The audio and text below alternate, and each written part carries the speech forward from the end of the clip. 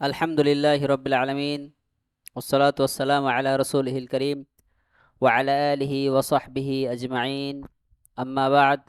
আজকে আমরা মানহাজুস সালিকিন থেকে বাবুল মুহাররামাত ফিন নিকাহ, বিয়ের ক্ষেত্রে যাদের সাথে বিবাহ বন্ধনে আবদ্ধ হওয়া হারাম তাদের ব্যাপারে আলোচনা করব এবং সেই বিধানগুলো উল্লেখ করব। শেখ আব্দুর রহমান আস-সাদি রাহিমাহুল্লাহ বলেন, ওয়াহুন্না কিসমান মুহাররামাতুন ইলাল আবাদি ওয়া মুহাররামাতুন ইলা আমাদ। فالمحرمات إلى الأبد سبع من النسب وهن الأمهات وإن علونا، والبنات وإن نزلنا ولو من بنات البنت، والأخوات مطلقا وبناتهن وبنات الإخوة والعمات والخالات له أو لأحد أصوله، وسبع من الرضاع نذير المذكورات، وأربع من الصهر وهن أمهات الزوجات وإن علون، وبناتهن وإن نزلن إذا كان قد دخل بأمهاتهن، وزوجات الآباء وإن علون، وزوجات الأبناء وإن نزلنا من نسب أو رضاع।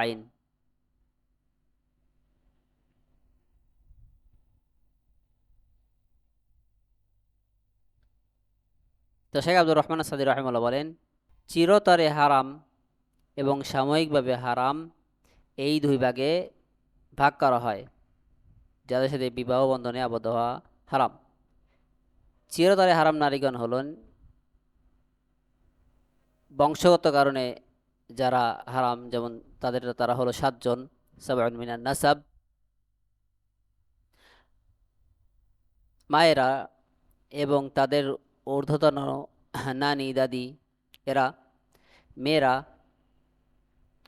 অর্থাৎ কন্যা, এবং তাদের নিম্নগামী নাতনি এবং তাদের থেকে তাদের বংশধর, এবং যে কোনো বোন, সহোদর, বৈমাত্রীয় বা বৈপিত্রীয়,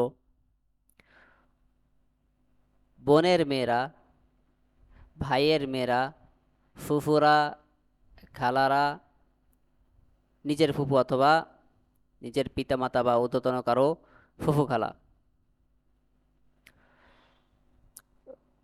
দুধ পানের কারণে 7 জন নিষিদ্ধ। এভাবে সাবউন মিনার রিদা, উপরে যেই বংশগত কারণে উল্লেখ করা হয়েছে 7 জন, সেই একই কারণে দুধ পানের যেই সম্পর্কগুলো আছে সেইগুলো হারাম হয়, যেমন দুধ মা, দুধ বোন ইত্যাদি। বৈবাহিক সম্পর্কের কারণে 4 জন, আরবাউন মিনাস সিহর, স্ত্রীদের মায়েরা অর্থাৎ শাশুড়ি এবং যাদের ঊর্ধ্বতন, যেমন নানি, বলা হয় নানি শাশুড়ি বা দাদি শাশুড়ি, স্ত্রীদের মেয়েরা অর্থাৎ সতীন কন্যা এবং তাদের নিম্নগামী নাতনিরা যদি স্ত্রীর সাথে মিলন সম্পন্ন হয়ে থাকে। পিতাদের স্ত্রীগণ, সৎমা এবং ঊর্ধ্বতন তাদের সৎমা এবং ঊর্ধ্বতনের স্ত্রীরা, ছেলেদের স্ত্রীগণ যেমন অর্থাৎ পুত্রবধূ, নিম্নগামী নাতিদের স্ত্রীরা, তা বংশধরের কারণে হোক অথবা দুধ পানের কারণে হোক। قوله محرمات إلى الأبد ومحرمات إلى أمد، فالمحرمات إلى الأبد يحرم نكاحهن تحريما مؤبدا لا ينفك عنهن ذلك،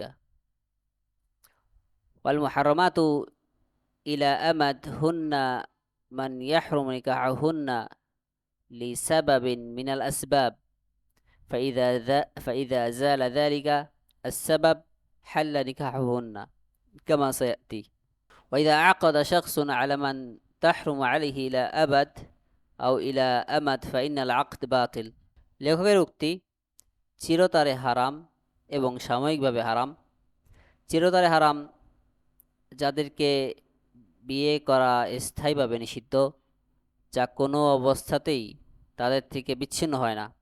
সাময়িকভাবে হারাম কোনো বিশেষ কারণে যাদেরকে বিয়ে করা সাময়িকভাবে নিষিদ্ধ হয়, যখন সেই কারণটি দূর হয়ে যাবে তখন তাদের বিয়ে করা আবার হালাল হয়ে যাবে। যদি কোনো ব্যক্তি এমন কাউকে বিয়ে করে যে তার জন্য চিরতরে বা সাময়িকভাবে হারাম, তবে সেই বিয়ের চুক্তি বাতিল, সে আকদ বাতিল। কওলুহু মিন নাসাবিন আও রিদাইন أي أن المحرمات إلى أبد من الأصهار وهن المذكورات الأربع كما يحرمن من النسب كزوجة أبيه من الصلب، فتحرم أيضا من الرضاع كزوجة الأب من الرضاع أو زوجة الابن من الرضاع وهكذا. ويضاف إلى المحرمات إلى الأبد تحريم الملاعنة على الملاعن كما سيأتي في باب اللعان। লেখকের উক্তি তা বংশগত কারণে হোক বা দুধপানের কারণে হোক, অর্থাৎ বৈবাহিক সম্পর্কের কারণে যে চারজন নারী চিরতরে হারাম হয়, তারা যেমন বংশগত কারণে হারাম, যেমন নিজের জন্মদাতা পিতার স্ত্রী, তেমনি দুধপানের কারণেও হারাম হবে। যেমন দুধ পিতার স্ত্রী অথবা দুধ ছেলের স্ত্রী। চিরতরে হারাম নারীদের তালিকায় আরেকটি বিষয় যুক্ত হবে, তা হলো লিআন, পরস্পরকে অভিশাপ দেওয়া আনুষ্ঠানিকভাবে জিনার অপবাদের কারণে। লিআন করার কারণে লিআনকারী পুরুষের জন্য লিআনকারী নারী চিরতরে হারাম হয়ে যায়, যেমনটি সামনে বাবুল লিআন বা লিআন অধ্যায়ে আমরা উল্লেখ করব। ওয়াল আসলু ফি হাযা কওলুহু তাআলা حرمت عليكم أمهاتكم إلى آخرها، وقوله صلى الله عليه وسلم يحرم من الرضاع ما يحرم من النسب أو من الولادة، متفق عليه. وأما المحرمات إلى الأمد منهن قوله صلى الله عليه وسلم لا يجمع بين المرأة وعمتها ولا بين المرأة وخالتها، متفق عليه। সাময়িক সময়ের জন্য যেসব নারীদেরকে বিয়ে করা হারাম তাদের উদাহরণ।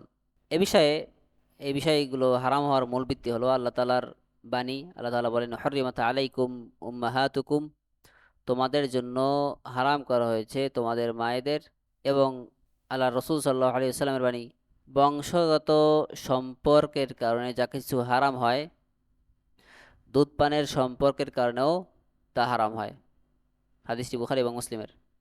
সাময়িকভাবে হারাম নারীগণ ওয়াম্মাল মুহাররামাত ইলা আমাদ, তাদের উদাহরণ, তাদের ব্যাপারে দলিলে বর্ণিত হয়েছে যে নবী সাল্লাল্লাহু আলাইহি ওয়াসাল্লাম থেকে বর্ণিত, তিনি বলেন কোনো নারীকে তার ফুফু সহ এবং কোনো নারীকে তার খালা সহ একত্রে বিয়ে করা যাবে না।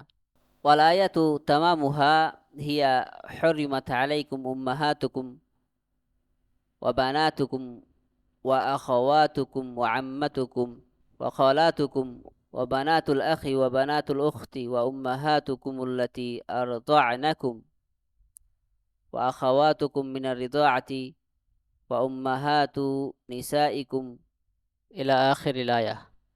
আর সম্পূর্ণ আয়াত হলো এভাবে, তোমার জন্য হারাম করা হয়েছে তোমাদের মাতা, কন্যা, ভাগিনী, ফুফু, খালা, ভাইয়ের মেয়ে, ভাগিনী, তোমাদের সেই মায়েরা যারা তোমাদের দুধ পান করিয়েছে, এবং তোমাদের দুধ বোন, তোমাদের স্ত্রীদের মাতা এবং তোমাদের স্ত্রীদের পূর্বের স্বামীর কন্যা, যারা তোমাদের কাছে লালিত পালিত হয়েছে,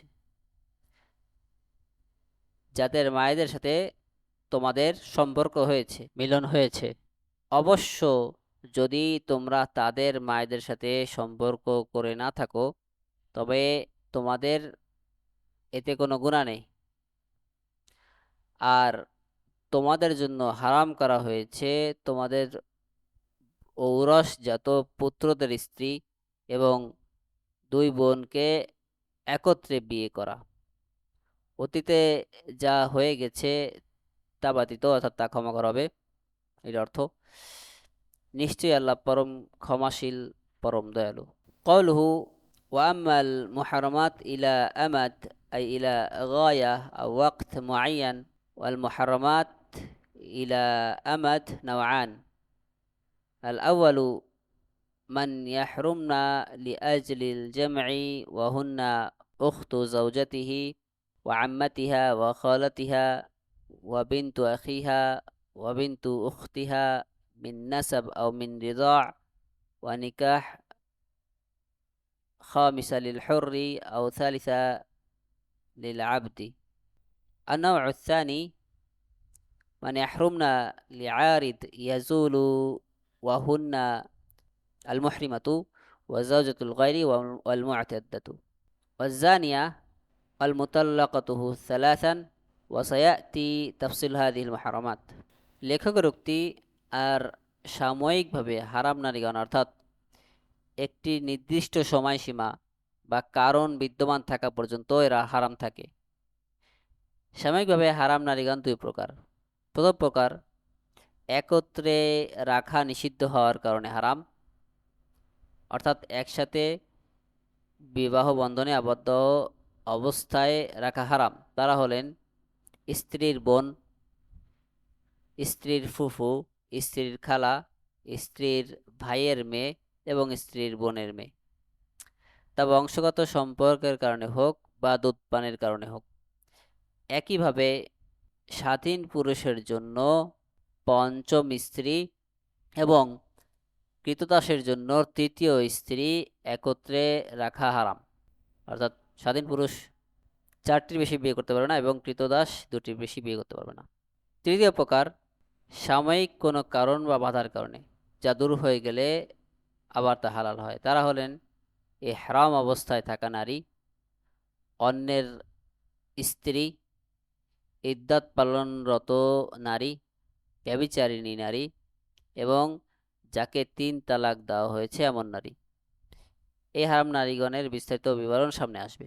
ফামিনহুন্না কওলুহু সাল্লাল্লাহু আলাইহি ওয়াসাল্লাম লা ইউজমাউ বাইনাল মারআতি ওয়া আম্মাতিহা ওয়ালা বাইনাল মারআতি ওয়া খালাতিহা মুত্তাফাকুন আলাইহি ওয়া মা'a কওলিহি তাআলা ওয়ালা তাজমাউ বাইনাল উখতাইন ওয়ালা ইয়াজুজু লিল হুররি আন ইয়াজমা'a বাইনা আকসার মিন আরবা'। তাদের ব্যাপারে আল্লাহ রাসূল সাল্লাল্লাহু আলাইহি ওয়াসাল্লামের বাণী, কোন নারীকে ফুফু সহ এবং কোন নারীকে তার খালা সহ একত্রে বিয়ে করা যাবে না। হাদিসটি বুখারী এবং মুসলিমের। এর সাথে যুক্ত হবে আল্লাহ তাআলার বাণী, ওয়া আন তাজমাউ বাইনাল উখতাইন, এবং দুই বোনকে একত্রে বিয়ে করা অর্থাৎ তোমাদের জন্য হারাম। কোনো স্বাধীন পুরুষের জন্য চারটির বেশি স্ত্রী একত্রে রাখা বৈধ নয়।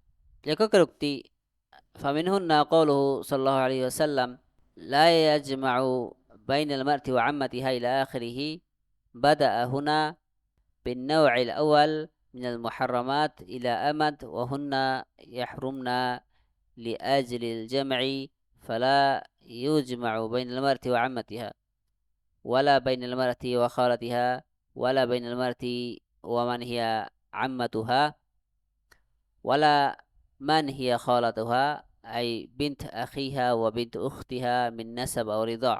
قوله ولا يجوز للحر أن يجمع بين أكثر من 4 لقول تعالى فانكحوا ما طاب لكم من النساء مثنى وثلاث ورباع. ولحديث معمر عن الزهري عن سالم بن عبد الله بن عمر عن أبيه أن غيلان بن سلمة الثقفي أسلم وله 10 نسوة في الجاهلية فأسلمنا معه فأمره النبي صلى الله عليه وسلم أن يتخير 4 منهن. أخرجه الترمذي وابن ماجه. وذكر الترمذي عن البخاري أنه قال هذا حديث غير محفوظ. وذكر ابن حجر في التلخيص أن أبا حاتم وأبا زرعة وغيرهما من الأئمة خطأوا معمرا فيه وحكموا بأن المرسل أصح وقال أحمد هذا الحديث ليس بصحيح العمل عليه والعمل عليه লেখকের উক্তি তাদের ব্যাপারে রাসূল সাল্লাল্লাহু আলাইহি ওয়াসাল্লামের বাণী কোন নারীকে তার ফুফু সহ একত্রে বিয়ে করা যাবে না। লেখক এখানে সাময়িকভাবে হারাম নারীদের, যাদেরকে বিয়ে করা হারাম সেই নারীদের প্রথম প্রকার উল্লেখ করেছেন, একত্রে রাখা নিষিদ্ধ হওয়ার কারণে যারা হারাম, এই দিয়ে তিনি আলোচনা শুরু করেছেন। সুতরাং কোনো নারীকে তার ফুফুর সাথে এবং কোনো নারীকে তার খালার সাথে একত্রে বিবাহে রাখা যাবে না। একইভাবে কোনো নারীকে তার ভাইয়ের মেয়ে কিংবা কোনো বোনের মেয়ের সাথেও একত্রে বিবাহ বন্ধনে রাখা যাবে না, তা বংশগত সম্পর্কের কারণে হোক বা দুধপানের কারণে হোক। লেখকের উক্তি কোনো স্বাধীন পুরুষের জন্য চারটির বেশি স্ত্রী রাখা বৈধ নয়।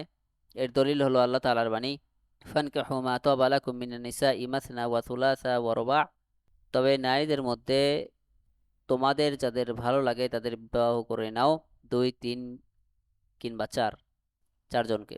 এবং মামার কর্তৃক বর্ণিত হাদিস, যা তিনি জুহরি থেকে, তিনি সালিম বিন আবদুল্লাহ থেকে, ইবনে ওমর থেকে, তিনি তার পিতা থেকে বর্ণনা করেছেন, গিলান বিন সালামা আস-সাকাফি যখন ইসলাম গ্রহণ করেন তখন জাহিলি যুগ থেকে তার 10 জন স্ত্রী ছিল এবং তারাও তার সাথে ইসলাম গ্রহণ করেন। তখন নবী সাল্লাল্লাহু আলাইহি সাল্লাম তাকে তাদের মধ্যে থেকে 4 জনকে বেছে নেওয়ার এবং বাকিদের আলাদা করে দেওয়ার নির্দেশ দেন। ইমাম তিরমিজি ইমাম বুখারীর বরাতে উল্লেখ করেছেন যে তিনি বলেছেন এই হাদিসটি মাহফুজ নয়, সংরক্ষিত নয়। হাফিজ ইবনে হাজার তার তালখিসে বলেন যে আবু হাতিম, আবু জুরআ এবং অন্যান্য ইমামগণ এই সনদে মামারের বর্ণনাকে ভুল বলেছেন এবং এই হাদিসকে মুরসাল বলেছেন, অর্থাৎ তাবেঈর কথা। ইমাম আহমদ বলেছেন এই হাদিসটি সনদগতভাবে সহিহ নয়, তবে এর উপরেই আমল বা বিধান প্রচলিত রয়েছে, এই ব্যাপারে ইজমা আছে। অর্থাৎ ওয়ালা লিল আবদি আইয়াজমা বাইনা আকসার মিন যাওজাতাইন ওয়া আম্মা মুলকুল ইয়ামিন ফালাহু আইয়াতা মা শাআ ওয়া ইযা আসলামা আল কাফির ওয়া তাহতাহু উখতান ইখতারা ইহদাহুমা আও ইনদাহু আকসার মিন 4 زوجات اختار 4 وفارق البواقي وتحرم المحرمة حتى تحل من إحرامها। قوله দাসদের বিয়ের বিধান, দাসীর সাথে মিলন এবং ইসলাম গ্রহণ করার পরে স্ত্রীর সংখ্যা সংক্রান্ত বিধান। লেখক রাহিমাহুল্লাহ বলেন, এবং কোনো কৃতদাসের জন্য 2টির বেশি স্ত্রী একত্রে রাখা বৈধ নয়। আর মুলকুল ইয়ামিন অর্থাৎ দাসীর মালিকানার ক্ষেত্রে সে যত ইচ্ছা দাসীর সাথে মিলিত হতে পারে। কোনো অমুসলিম অর্থাৎ কাফের ব্যক্তি যখন ইসলাম গ্রহণ করে এবং অমুসলিম থাকা অবস্থায় তার বিবাহে যদি 2 বোন থাকে, তবে সে তাদের যে কোনো একজনকে বেছে নেবে 2 বোন একত্রে থাকলে অমুসলিম থাকা অবস্থায়, এবং অন্যজনকে ছেড়ে দিবে। অথবা যদি তার 4টির বেশি স্ত্রী থাকে, ওই আগে যে কাফের ছিল, তবে সে 4 জনকে বেছে নেবে এবং বাকিদেরকে পৃথক করে দেবে। আর ইহরাম অবস্থায় থাকা নারী, অর্থাৎ হজ বা উমরা অবস্থায় ইহরাম অবস্থায় থাকা নারী হালাল না হওয়া পর্যন্ত, অর্থাৎ হজ থেকে হালাল হওয়া, হজ শেষ করা না পর্যন্ত বা উমরা শেষ না করা পর্যন্ত তাকে বিবাহ করা হারাম। কওলুহু ওয়ালা লিল আবদি আন ইয়াজমা বাইনা আকসার মিন যাওজাতাইন ফাল আবদু আলা নিসফি মিন আল হুররি লিকাওলি উমর ইয়ানকিহুল আবদু ইমরাআতাইন ওয়া ইউতাল্লিকু তাতলিকাতাইন আখরাজাহু আশ-শাফিঈ ওয়া আব্দুর রাজ্জাক ওয়া ক্বালা ইবনে হাজার ফি التلخيص قال الحكم بن عتيبة أجمع الصحابة على أن لا ينكح العبد أكثر من 2. قوله وأما ملك اليمين فله أن يطأ ما شاء، أي إذا كان له إماء فله أن يطأ منهن ما شاء بلا حصر بعدد معين لقوله تعالى فإن خفتم ألا تعدلوا فواحدة أو ما ملكت أيمانكم قوله وإذا أسلم الكافر وتحته أختان اختار إحداهما لحديث فيروز الديلمي قال أتيت النبي صلى الله عليه وسلم فقلت يا رسول الله إني أسلمت وتحتي أختان فقال اختر أيتهما شئت أخرجه أبو داود والترمذي وابن ماجه وقال الترمذي حديث حسن قوله أو عنده أكثر من 4 زوجات اختار 4 وفارق البواقي لحديث ابن عمر المتقدم في قصة غيلان ابن سلمة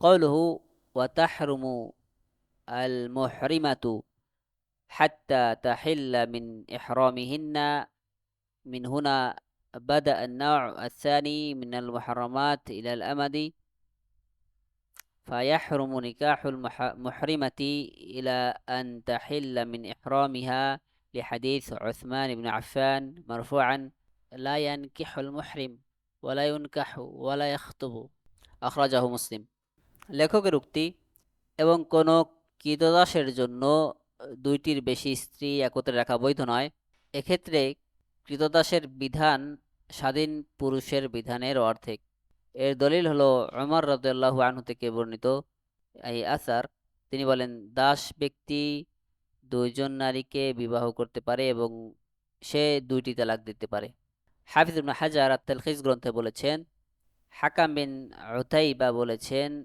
সাহাবীগণ এই বিষয়ে একমত ছিলেন তাদের এই বিষয়ে ইজমা ছিল যে একজন দাস 2টির বেশি বিয়ে করতে পারে না একত্রে 2টি বেশি স্ত্রী রাখতে পারে না লেখকের উক্তি আর মুলকুল ইয়ামিন দাসীদের মালিকানার ক্ষেত্রে সে যত ইচ্ছা দাসীর সাথে মিলিত হতে পারে তার মালিকানাধীন অর্থাৎ কোনো পুরুষের যদি একাধিক দাসী থাকে তবে কোনো নির্দিষ্ট সংখ্যা ছাড়াই সে তাদের যতজনের সাথে ইচ্ছা তাদের সাথে মিলিত হতে পারে এর দলিল হলো আল্লাহ তাআলার বাণী ফাইন খিফতুম আল্লা তা'দিলু ফাওয়াহিদা আও মা মালাকাত আইমানুকুম আর যদি তোমরা আশঙ্কা করো যে স্ত্রীদের মধ্যে ন্যায় বিচার করতে পারবে না তবে একজনকেই বিবাহ করো অথবা তোমাদের অধিকারভুক্ত দাসীদেরকে তোমরা গ্রহণ করো লেখকের উক্তি কোনো অমুসলিম ইসলাম গ্রহণ করলে এবং তার অধীনে 2জন বোন থাকলে যার পরস্পরের বোন তবে সে একজনকে বেছে নেবে এর দলিল হলো ফাইরুজ আদ-দাইলামি রাদিয়াল্লাহু আনহুর হাদিস তিনি বলেন আমি নবী সাল্লাল্লাহু আলাইহি ইসলামের কাছে গিয়ে বললাম হে আল্লাহর রাসূল আমি ইসলাম গ্রহণ করেছি অথচ আমার অধীনে 2জন বোন রয়েছে অর্থাৎ আমার স্ত্রী হিসাবে তখন নবী সাল্লাল্লাহু আলাইহি ওয়াসাল্লাম বলেন তুমি তাদের মধ্যে যাকে ইচ্ছা তাকে বেছে নাও অর্থাৎ অন্যজনকে ছেড়ে দাও হাদিসটি আবু দাউদ বর্ণনা করেন তিরমিজি বর্ণনা করেন এবং ইবনে মাজাহ বর্ণনা করেন ইমাম তিরমিজি বলেছেন এই হাদিসটি হাসান সহিহ আর লেখকের উক্তি অথবা 4টির বেশি স্ত্রী থাকলে 4জনকে বেছে নেবে এবং বাকিদেরকে সে ছেড়ে দিবে এর দলিল হলো গিলান বিন সালামা রাদিয়াল্লাহু আনহু থেকে বর্ণিত এই ঘটনাটি যেটি আমরা পূর্বে উল্লেখ করেছি লেখকের উক্তি আর ইহরাম অবস্থায় থাকা নারী হালাল না হওয়া পর্যন্ত অর্থাৎ সে হজ থেকে বা উমরা থেকে মুক্ত না হওয়া পর্যন্ত তাকে বিবাহ করা হারাম এখান থেকে লেখক সাময়িকভাবে হারাম নারীদের দ্বিতীয় প্রকার সাময়িক কোনো বাধার কারণে যারা হারাম তাদের আলোচনা শুরু করেছেন সুতরাং ইহরাম অবস্থায় থাকা নারীকে বিবাহ করা নিষিদ্ধ যতক্ষণ না সে ইহরাম থেকে মুক্ত হচ্ছে এর দলিল হলো উসমান বিন আফফান রাদিয়াল্লাহু আনহু থেকে বর্ণিত মারফু হাদিস রাসূলুল্লাহ সাল্লাল্লাহু আলাইহি ওয়াসাল্লাম বলেছেন ইহরাম পরিহিত ব্যক্তি ইহরাম থাকা অবস্থায় ব্যক্তি তাহলে এখানে জামার কথা বলা হচ্ছে না নিয়তের ইহরামের হজের নিয়ত ইহরাম থাকা অবস্থায় ব্যক্তি নিজে বিয়ে করবে না এবং অন্যের বিয়ে সম্পন্ন করবে না এবং বিয়ের প্রস্তাবও দিবে না। হাদিসটি ইমাম মুসলিম বর্ণনা করেছেন। ওয়াল মু'তাদ্দাতু মিনাল গায়র হাত্তা ইয়াবলুগা আল কিতাবু আজালাহ ওয়াজ জানিয়াতু আলা জানি ওয়া গায়রিহি হাত্তা তাতুবা ওয়া তাহরুমু মুতাল্লাকাতুহু সালাসান হাত্তা তানকিহা যাওজান গায়রাহ আও ওয়ায়াতাউহা ওয়া ফারাকাহা ওয়া তানকাদি ইদ্দাতাহা ওয়া ইয়াজুজুল জামউ বাইনাল উখতাইনি বিল মিল্ক। ইদ্দাত পালনরত যেই নারী ব্যভিচারিণী, 3 তালাকপ্রাপ্ত নারী এবং দাসী সম্পর্কিত বিধান। এবং লেখক বলেন, এবং অন্যের ইদ্দাত পালনরত নারী অন্য স্বামীর যতক্ষণ না তার ইদ্দাতের সময়সীমা পূর্ণ হচ্ছে তাকে বিবাহ করা হারাম। একইভাবে ব্যভিচারিণী নারী, ব্যভিচারী পুরুষ এবং অন্য সবার জন্যই তা হারাম যতক্ষণ না সে তওবা করে। কোনো পুরুষের জন্য তার 3 তালাকপ্রাপ্তা স্ত্রী হারাম। কোনো পুরুষের জন্য তার 3 তালাকপ্রাপ্তা স্ত্রী হারাম যতক্ষণ না সে অন্য কোনো স্বামীকে বিবাহ করে এবং সেই স্বামীর সাথে তার মিলন হয় এবং মিলন হওয়ার পর যদি তাকে পৃথক করে দেয় বা তার মৃত্যু হয় এবং তার ইদ্দাত শেষ হয়, অর্থাৎ কেবলমাত্র তখনই সে পূর্বের স্বামীর কাছে ফিরে যেতে পারবে। কৃতদাসী হিসেবে মালিকানায় রাখার ক্ষেত্রে 2 বোনকে একত্রে রাখা যায়, অর্থাৎ বিবাহর ক্ষেত্রে 2 বোনকে একত্রে রাখা জায়েজ নেই। তবে যদি দাসী হয় সেক্ষেত্রে 2 বোনকে একত্রে রাখা জায়েজ।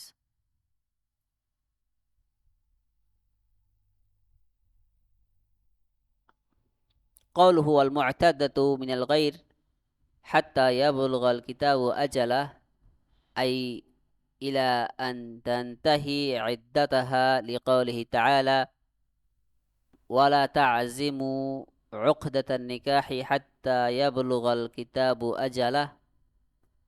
قوله والزانية على الزاني وغيره حتى تتوب لقوله تعالى والزانية لا ينكحها إلا زان أو مشرك وحرم ذلك على المؤمنين. وإذا تابت الزانية وانقضت عدتها حل نكاحها لزان أو غيره. قوله وتحرم مطلقته 3 حتى تنكح زوجا غيره إلى آخره لقوله تعالى فإن طلقها فلا تحل له من بعد حتى تنكح زوجا غيره ولا بد أن يطأها الزوج الثاني لحديث عائشة أن رجلا طلق امرأته 3 فتزوجت فطلق فسأل النبي صلى الله عليه وسلم أتحل للأول؟ قال لا حتى يذوق عسيلتها كما ذاق الأول. أخرجه البخاري ومسلم. وقوله ويجوز الجمع بين الأختين بالملك أي بملك اليمين، فيجوز أن يشتري أختين ويستخدمهما ولكن لا يطأهما معا، فإذا أراد الوطء فإنه يختار واحدة ويتجنب الأخرى لدخولهما في عموم قوله تعالى ولا تجمعوا بين الأختين إلا ما قد سلف। লেখকের উক্তি এবং অন্যের ইদ্দাত পালনরত নারী, অর্থাৎ ওই পুরুষের জন্য, সে অবশ্যই অন্য পুরুষ, যতক্ষণ না তার ইদ্দাতের সময়সীমা পূর্ণ হচ্ছে, অর্থাৎ ইদ্দাত শেষ হওয়া পর্যন্ত তাকে বিবাহ করা যাবে না। শেষ শেষ না হওয়া পর্যন্ত তাকে বিবাহ করা যাবে না। এর দলিল হলো আল্লাহ তাআলার বাণী, আর নির্ধারিত সময় পূর্ণ না হওয়া পর্যন্ত, অর্থাৎ ইদ্দাত পূর্ণ না হওয়া পর্যন্ত বিবাহের চুক্তি পাকা করার সংকল্প করো না। লেখকের উক্তি, এবং ব্যভিচারিণী নারী, ব্যভিচারী পুরুষ এবং অন্য সবার জন্যই তা হারাম, যতক্ষণ না সে তওবা করে। এর দলিল হলো আল্লাহ তাআলার বাণী, ওয়াজ্জানিয়াতু লা ইয়ানকিহুহা ইল্লা জানিন আও মুশরিক ওয়া হুররিমা যালিকা আলাল মুমিনিন। এবং ব্যভিচারিণী নারী তাকে কেবল ব্যভিচারী অথবা মুশরিক পুরুষই বিয়ে করে থাকে, আর মুমিনদের জন্য এটি হারাম। ব্যভিচারিণী নারী যখন তওবা করে এবং তার ইদ্দাত শেষ করে, তখন ব্যভিচারী পুরুষ কিংবা অন্য যে কোনো পুরুষের জন্য তাকে বিয়ে করা বৈধ, অর্থাৎ তওবা করলে তারপরে ইদ্দাত শেষ করলে বিয়ে করা বৈধ।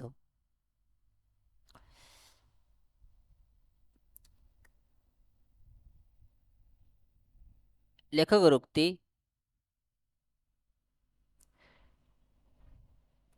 এবং কোনো পুরুষের জন্য তার 3 তালাক প্রাপ্তা স্ত্রী হারাম, যতক্ষণ না সে অন্য কোনো স্বামীকে অন্য কোনো স্বামীকে বিয়ে করে, অন্য কাউকে বিয়ে করে। এর দলিল হলো আল্লাহ তাআলার বাণী, ফাইন তাল্লাকাহা ফালা তাহিল্লু লাহু মিন বা'দু হাত্তা তানকিহা যাওজান গায়রাহ। এরপর সে যদি এরপর যদি সে তাকে তৃতীয়বার তালাক দেয়, 3টা তালাক হয়ে যায়, তবে এরপর সে আর তার জন্য হালাল হবে না যতক্ষণ না সে অন্য কাউকে বিয়ে করে, অন্য কোনো স্বামীকে বিয়ে করে। এবং দ্বিতীয় স্বামী অবশ্যই তার সাথে সহবাস করতে হবে। এর দলিল হলো আয়েশা রাদিয়াল্লাহু আনহা থেকে বর্ণিত হাদিস, এক ব্যক্তি তার স্ত্রীকে তালাক দেয়, এরপর নারীটি অন্য এক পুরুষকে বিয়ে করে এবং সেও তাকে তালাক দিয়ে দেয়। তখন নবী সাল্লাল্লাহু আলাইহি সাল্লামকে জিজ্ঞাসা করা হলো, সে কি প্রথম স্বামীর জন্য হালাল হবে? সে কি প্রথম স্বামীর কাছে ফিরে যেতে পারবে? তিনি বললেন, না, যতক্ষণ না দ্বিতীয় স্বামী প্রথম স্বামীর তিনি বলেন না যতক্ষণ না দ্বিতীয় স্বামী তার স্বাদ আচ্ছাদন করছে, অর্থাৎ তার সাথে সহবাস করছে যেমনটি প্রথম স্বামী আচ্ছাদন করেছিল। হাদিসটি ইমাম বুখারী বর্ণনা করেন এবং ইমাম মুসলিমও হাদিসটি বর্ণনা করেছেন। তবে অবশ্যই পাতানো যে বিয়ে ব্যবস্থা করা হয়, অর্থাৎ হিল্লা বিয়ে, বাংলাদেশে যে প্রচলিত আছে অনেক জায়গায়, এগুলো হারাম। যদি স্বাভাবিকভাবে কোনো বিয়ে হয় এবং স্বাভাবিকভাবে তালাক হয়ে যায়, অতঃপর প্রথম স্বামীর কাছে ফিরে যাওয়া যায়। লেখকের উক্তি, কৃতদাসী হিসেবে মালিকানায় রাখার ক্ষেত্রে দুই বোনকে একত্রে রাখা জায়েজ, অর্থাৎ মিল্কু আল ইয়ামিন বা দাসী হিসেবে মালিকানা রাখার ক্ষেত্রে একজন ব্যক্তি একই সাথে দুই বোনকে ক্রয় করে তাদের দিয়ে খেদমত করাতে পারে, কিন্তু সে উভয়ের সাথেই মিলন করতে পারবে না। যদিও দাসী দুই বোন, কিন্তু তাদের উভয়ের সাথে মিলন করতে পারবে না। সে যদি তা করতে চায় তবে যে কোনো একজনকে বেছে নেবে এবং অন্যজন থেকে সে বিরত থাকবে। এর কারণ আল্লাহ তাআলার বাণী এই সাধারণ নিষেধাজ্ঞার অন্তর্ভুক্ত হিসেবে গণ্য হবে, ওয়া আন তাজমাউ বাইনাল উখতাইন ইল্লা মা ক্বাদ সালাফ, এবং দুই বোনকে একত্রে বিয়ে করা হারাম। ওয়ালাকিন ইদা ওয়াতিআ ইহদাহুমা লাম তাহিল্লা লাহুল উখরা হাত্তা ইয়াহরুমাল মাওতুআতু বিইখরাজ আন মুলকিহি আও তাজাওয়াজা লাহা বা'দাল ইস্তিবরা ওয়া রিদা'u আল্লাযী ইয়াহরুমু মা কানা ক্বাবলাল ফিতম ওয়া হুয়া খামস রাদাআত ফাআকসার।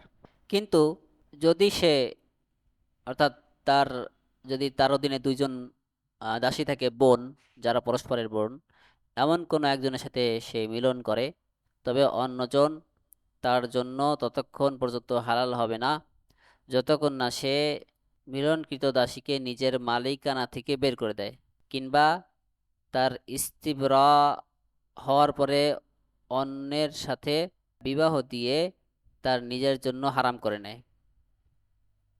তার দাসীকে তার দাসীকে অন্য কারোর সাথে বিয়ে দেয় অথবা তাকে মুক্ত করে দেয় অন্য দাসীকে। আর যে দুধপান হারাম করে, আর যেই ধরনের দুধপান হারাম করে তা হলো যা দুধ ছাড়ানোর অভ্যস্ত সময়ের পূর্বে, অর্থাৎ শিশুকালে হয়, শিশু বয়সে হয়, তা কমপক্ষে 5 বার বা তার বেশি হতে হবে। অর্থাৎ দুধের মাধ্যমে দুধ পানের কারণে হারাম হওয়ার জন্য 5 বার দুধ পান করতে হবে ওই শিশুর। কওলুহু ওয়ালাকিন ইদা ওয়াতা ইহদাহুমা ইলা আখিরিহি, ইয়ানি ইদা ওয়াতা আল কাবীরা মাসালান فتجنب الصغيرة ولا تحل له الصغيرة إلا إذا حرمت عليه الكبيرة ببيعها أو تزويجها من غيره ولا يزوجها حتى يستبرئها بحيضة فإذا تحقق من براءة رحمها زوجها. قوله الرضاع الذي يحرم ما كان قبل الفطام إلى آخره، فرضاع المحرم ما توفر فيه شرطان: الأول أن يكون قبل الفطام لقوله والوالدات يرضعن أولادهن حولين كاملين لمن أراد أن يتم الرضاعة، ولحديث عائشة أن النبي صلى الله عليه وسلم دخل عليها وعندها رجل فكأنه تغير وجهه كأنه كره ذلك فقالت إنه أخي، فقال انتظرنا من إخوانكن فإنما الرضاعة من المجاعة، أخرجه البخاري ومسلم. ولحديث أم سلمة قالت قال رسول الله صلى الله عليه وسلم لا يحرم من الرضاعة إلا ما فتق الأمعاء في الثدي وكان قبل الفطام، أخرجه البخاري وقال حسن صحيح. الشرط الثاني أن يكون 5 رضعات فأكثر، لحديث عائشة قالت كان فيما أنزل من القرآن 10 رضعات معلومات يحرمنا ثم نسخنا ب5 معلومات فتوفي رسول الله صلى الله عليه وسلم وهن فيما يقرأ من القرآن، أخرجه مسلم. লেখক কিন্তু সে যদি কোনো একজনের সাথে মিলিত হয়, অর্থাৎ তার অধীনে যদি দুইজন মহিলা থাকে যারা পরস্পরের বোন, তাদের একজনের সাথে যদি সে মিলিত হয়, অর্থাৎ সে যদি 2 বোনের মধ্যে উদাহরণস্বরূপ বড় বোনের সাথে মিলিত হয়, তবে সে ছোট বোন থেকে দূরে থাকবে, যদিও সে তার দাসী। ছোট বোনটি তার জন্য ততক্ষণ পর্যন্ত হালাল হবে না যতক্ষণ না বড় বোনটি তার জন্য হারাম হয়ে যায়। যেমন সে যদি তাকে বিক্রি করে দেয়, কিংবা সে যদি তাকে অন্যের সাথে বিয়ে দিয়ে দেয়। তবে সে তাকে অন্যের সাথে বিয়ে দেবে না যতক্ষণ না তার ঋতু পূর্ণ করে, সে একটি হাইজ পূর্ণ করে, এর মাধ্যমে তার ইস্তিবরা হয়, অর্থাৎ জরায়ু বা গর্ভ খালি থাকার নিশ্চয়তা পাওয়া যায় যে সে গর্ভবতী না। যখন তার জন্য গর্ভ খালি থাকার বিষয়টি নিশ্চিত হবে, তখন সে তাকে বিয়ে দিতে পারবে। লেখকের উক্তি, আর যে দুধপান হারাম করে, যেই ধরনের দুধপান বিয়ে হারাম করে, তা হলো যা দুধ ছাড়ানোর পূর্বে হয়। সুতরাং যে দুধপানের কারণে বৈবাহিক সম্পর্ক হারাম হয়, তাতে 2টি শর্ত রয়েছে।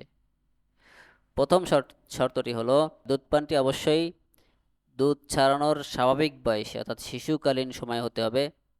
এর দলিল হলো আল্লাহ তাআলার বাণী, ওয়াল ওয়ালিদাতু ইউরদি'না আওলাদাহুন্না হাওলাইনি কামিলাইন লিমান আরাদা আন ইউতিম্মার রাদাআহ আর মায়েরা তাদের সন্তানদের পূর্ণ 2 বছর দুধ পান করাবে যদি কেউ দুধ পানের মেয়াদ পূর্ণ করতে চায়। এবং আয়েশা রাদিয়াল্লাহু আনহা থেকে বর্ণিত হাদিস, নবী সাল্লাল্লাহু আলাইহি সাল্লাম একবার তার ঘরে নবী সাল্লাল্লাহু আলাইহি সাল্লাম একবার তার ঘরে প্রবেশ করলেন। তখন তার নিকট একজন পুরুষ বসা ছিল। নবী সাল্লাল্লাহু আলাইহি সাল্লাম এইটা দেখে তার চেহারার ভাব পরিবর্তন হয়ে গেল। তিনি বিষয়টি পছন্দ করলেন না। রাদিয়াল্লাহু আনহা বললেন, সে তো আমার দুধ ভাই। তখন রাসূলুল্লাহ সাল্লাল্লাহু আলাইহি সাল্লাম বললেন, তোমাদের দুধ ভাইদের ব্যাপারে নিশ্চিত হয়ে নাও, কারণ ক্ষুধার তীব্রতা দূরকারী দুধ পানি কেবল দুধ সম্পর্ক প্রতিষ্ঠা করার জন্য গণ্য হবে। হাদিসটি ইমাম বুখারী এবং মুসলিম বর্ণনা করেছেন। উম্মু সালামা রাদিয়াল্লাহু আনহা থেকে বর্ণিত আরেকটি হাদিসে রাসূল সাল্লাল্লাহু আলাইহি সাল্লাম বলেছেন, সেই দুধ পান ছাড়া অন্য কোনো দুধ পান বিবাহ হারাম করে না, যা শিশু দুধ যা শিশু দুধ চুষে ভেদ করে, অর্থাৎ খাবারের জন্য সে দুধ পান করে, এবং তা দুধ ছাড়ানোর বয়সের পূর্বে হতে হবে। এটি বর্ণনা করেছেন ইমাম তিরমিজি। তিনি বলেন, এই হাদিসটি হাসান সহিহ। আর মায়েরা, আর আল্লাহ তাআলার বাণী, আর মায়েরা তাদের সন্তানদের পূর্ণ 2 বছর দুধ পান করাবে। কেউ যদি দুধ পানের মেয়াদ পূর্ণ করতে চায়। এবং আয়েশা রাদিয়াল্লাহু আনহা থেকে বর্ণিত হাদিস, নবী সাল্লাল্লাহু আলাইহি সাল্লাম বলেছেন, এবং উম্মু সালামা রাদিয়াল্লাহু আনহা থেকে বর্ণিত হাদিস, যে সেই দুধ পান গণ্য হবে যা শিশু অর্থাৎ খাবারের জন্য দুধ পান করে এবং দুধ ছাড়ানোর পূর্বে হয়, দুধ ছাড়ানোর বয়সের পূর্বে হয়। আর এটা হলো প্রথম শর্ত। দ্বিতীয় শর্তটি হলো দুধ পানটি স্পষ্ট ও নিশ্চিতভাবে কমপক্ষে 5 বার বা তার বেশি হতে হবে। এর দলিল হলো আয়েশা রাদিয়াল্লাহু আনহা থেকে বর্ণিত হাদিস। তিনি বলেন, কোরআনে যা নাজিল হয়েছিল দুধ পানের ব্যাপারে, অর্থাৎ তার মধ্যে প্রথম ছিল 10 বার নিশ্চিত দুধ পানের বিধান, এতে বিবাহ হারাম হয়। পরবর্তীতে তা 5 বার নিশ্চিত দুধ পানের বিধান দ্বারা রহিত করা হয়। এরপর রাসূল সাল্লাল্লাহু আলাইহি সাল্লামের যখন তিনি যখন ইন্তেকাল করেন, তিনি যখন মারা যান, তখনও এটি কোরআনের তিলাওয়াতের অন্তর্ভুক্ত ছিল, অর্থাৎ সাহাবীগণ শরীয়তের চূড়ান্ত সিদ্ধান্ত হিসেবে এটি জানতেন। এই হাদিসটি ইমাম মুসলিম বর্ণনা করেন। ফায়াসিরু বিহিত তিফলু ওয়া আওলাদুহু আওলাদান লিল মুরদিআতি ওয়া সাহিবুল লাবান وينتشر التحريم من جهة المرضعة وصاحب اللبن كانتشار النسب।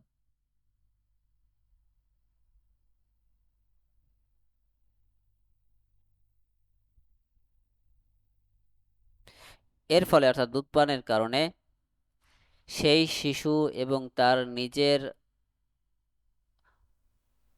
অনাগত সন্ততিরা, যেমন দুধ মাতা, যে নারী দুধ খাইয়েছে, এবং সাহিবুল লাবান, অর্থাৎ ওই দুধের যেই দুধ পান করেছে ওই মহিলার স্বামী, যার ঔরসজাত সন্তানের কারণে নারীর দুধ এসেছে, এবং এর সন্তান হিসেবে গণ্য হবে।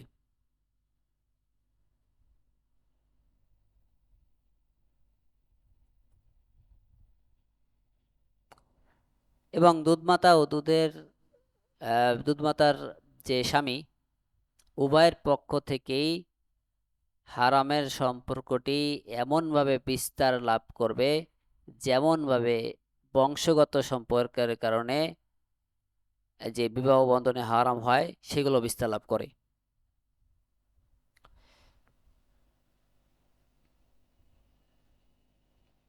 قوله فيسير به الطفل وأولاده أولاد المرضعة إلى آخره، وهذه قاعدة من الرضاعة أنه يخص شارب اللبن وفروعه دون أصوله وحواشيه।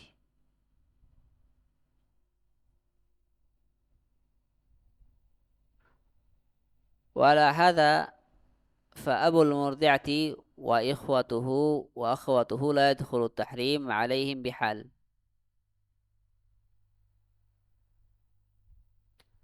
فتحل المرضعة لأبي المرضعة وأخيه أما من جهة المرضعة فينتشر التحريم لها كانتشار النسب فأم المرضعة جدته وأبوها جده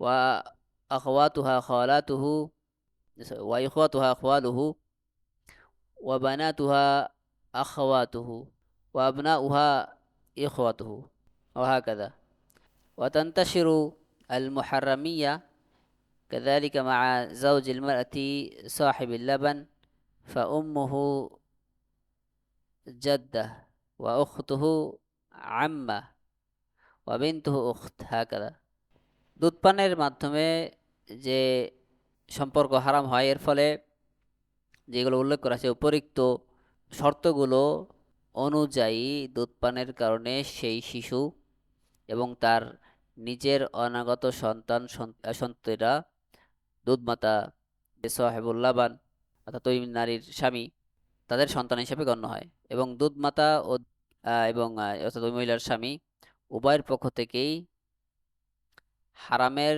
সম্পর্কটি এমনভাবে বিস্তার লাভ করে যেমনভাবে নাসাবের ক্ষেত্রে অর্থাৎ বংশীয় কারণে বিস্তার লাভ করে। লেখকের উক্তি এর ফলে সেই শিশু এবং তার সন্তানেরা দুধমাতার সন্তান হিসেবে গণ্য হবে। দুধ পানের মাধ্যমে হারাম সম্পর্ক সাব্যস্ত হওয়ার ক্ষেত্রে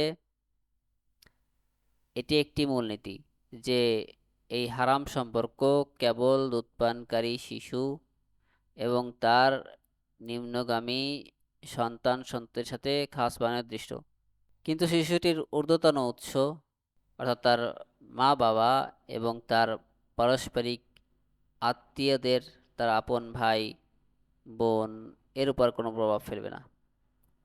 এই অনুযায়ী দুধপানকারী শিশুর আপন পিতা, আপন ভাই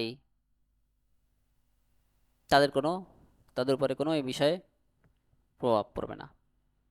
দুধমাতার দিক থেকে হারামের সম্পর্কটি, যাদের সাথে বিয়ে করা হারাম সম্পর্কটি বংশগত সম্পর্কের মতোই চারদিকে ছড়িয়ে পড়বে।